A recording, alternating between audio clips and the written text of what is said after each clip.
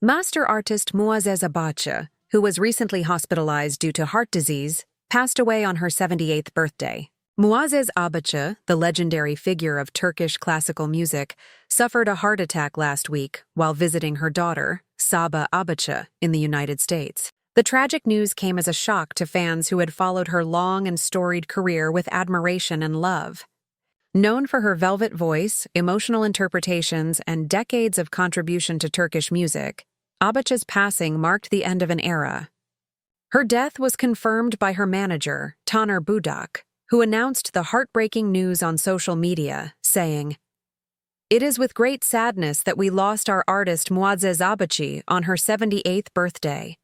She will always be remembered for her love, smiling face, and beautiful heart." For many, Muazzez Abacı was not just a singer, she was a cultural icon. Born on November 12, 1947 in Ankara, her journey to becoming one of the greatest voices in Turkish classical and art music was one of determination, resilience, and passion. From an early age, Abacı displayed an extraordinary talent for music, and her family, recognizing her gift, encouraged her to pursue it professionally. She studied music theory and vocal performance, immersing herself in the rich traditions of Turkish art music, a genre that combines poetic lyricism with deep emotion and classical structure.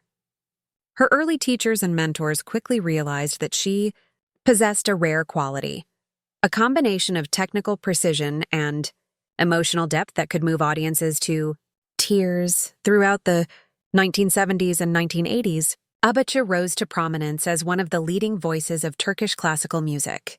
Her performances were mesmerizing, her delivery marked by a soulful intensity that seemed to capture the collective heartache, joy, and nostalgia of generations. Her voice carried a sense of timelessness. It was both powerful and fragile, commanding yet tender. She became a bridge between the golden age of Turkish music and the modern era, preserving its essence while bringing her own interpretation to beloved classics. Her discography spans dozens of albums, each reflecting a unique period of her artistic journey.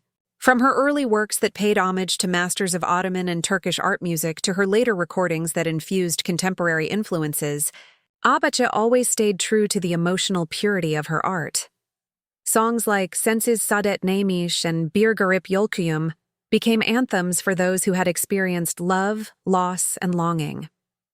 Her voice had the uncanny ability to translate complex emotions into melody, touching listeners on a deeply personal level. In concerts, she often stood motionless as she sang, allowing her voice alone to fill the room with intensity, proof that true artistry doesn't need theatrics, only sincerity. Her popularity extended beyond Turkey. In neighboring countries, particularly in the Middle East and parts of Europe, Muazzez Abacı was celebrated as one of the great divas of Eastern music. Her performances abroad were often met with standing ovations, and Turkish expatriates would travel long distances just to witness her sing live. She became a symbol of national pride, an ambassador of Turkish culture whose art transcended language barriers. When she sang, even those who didn't understand Turkish could feel the power of her expression. But behind the spotlight, Muazzez Abacı was known for her humility and warmth. Colleagues described her as deeply kind and motherly, always ready to offer guidance to younger musicians. Despite her fame, she never distanced herself from her fans or her roots. She lived modestly, valuing authenticity over luxury. In interviews, she often spoke about the sacrifices that came with fame, the loneliness, the long nights of rehearsals, and the emotional toll of living for art. Yet she never expressed regret. "If I were to live again," she once said in an old interview, "I would still choose music. It is my reason to exist." In the years leading up to her passing, Abacı faced several health challenges. She had been dealing with heart problems for some time and underwent angiogram and stent treatment in October of the previous year. Though her condition improved temporarily, she remained under close medical supervision. Still, her spirit remained unbroken. Even from her hospital bed, she reportedly hummed melodies, recited lyrics, and spoke about her dream of returning to the stage once she recovered. Friends say she was full of hope and gratitude, always expressing love for her fans and those who stood by her throughout her life. Her final days in the United States were meant to be a period of rest and recovery. She had flown there to spend time with her daughter, Saba, who had settled abroad years ago. Family sources revealed that the singer had been feeling unwell in late October, complaining of chest pain and fatigue. Doctors advised her to undergo further evaluation, and she was admitted to a hospital for observation. Tragically, her condition worsened, and she suffered a major heart attack. Despite the best efforts of doctors, she could not be revived. The date, November 12th, would have been her 78th birthday, a day that should have been filled with celebration, but instead turned into one of mourning for millions of fans. The announcement of her death sparked an outpouring of grief across Turkey and the global Turkish community. Social media platforms were flooded with tributes, old concert clips, and heartfelt messages from fans, musicians, and public figures. Prominent artists described her as a national treasure, a voice of the century, and a true embodiment of Turkish music. Some shared emotional stories of meeting her, recalling her generosity and warmth.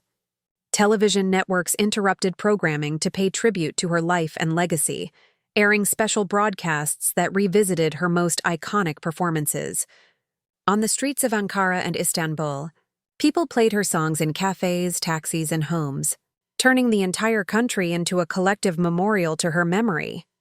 Her funeral is expected to draw thousands, including fans who grew up listening to her voice. While details of her burial arrangements are still being finalized, her family has expressed their wish for her to be laid to rest in her homeland, surrounded by the people she loved and the music she cherished. It is said that her daughter Saba, though devastated, is taking comfort in knowing that her mother's final moments were peaceful, surrounded by love. Friends close to the family have shared that Abacı's final wish was simple: "I want to be remembered through my songs." And indeed, her songs will continue to echo across generations.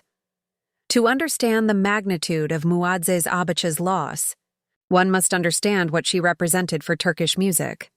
She was among the last of a generation that upheld the traditional values of art music, while embracing the evolution of sound and emotion. In an age where digitalization often stripped music of its soul, Abacı remained an anchor of authenticity. Her recordings were not just performances, they were emotional journeys that conveyed the complexity of human experience: love, sorrow, faith, and resilience. Every note she sang carried the weight of tradition and the tenderness of human fragility. Her artistry was also a reflection of her inner world. Throughout her life, she endured personal struggles that shaped her music. Behind her public success were moments of heartbreak, solitude, and reflection. She experienced love and loss, friendship and betrayal, and she channeled all those emotions into her voice. Listeners often said that when Abacı sang about heartbreak, it was as if she was reliving it, her tone trembling with sincerity. She didn't just perform songs, she embodied them, and that authenticity is what made her stand apart from many of her contemporaries. Her colleagues in the Turkish music industry remember her as a perfectionist. She demanded excellence not just from herself, but also from those around her.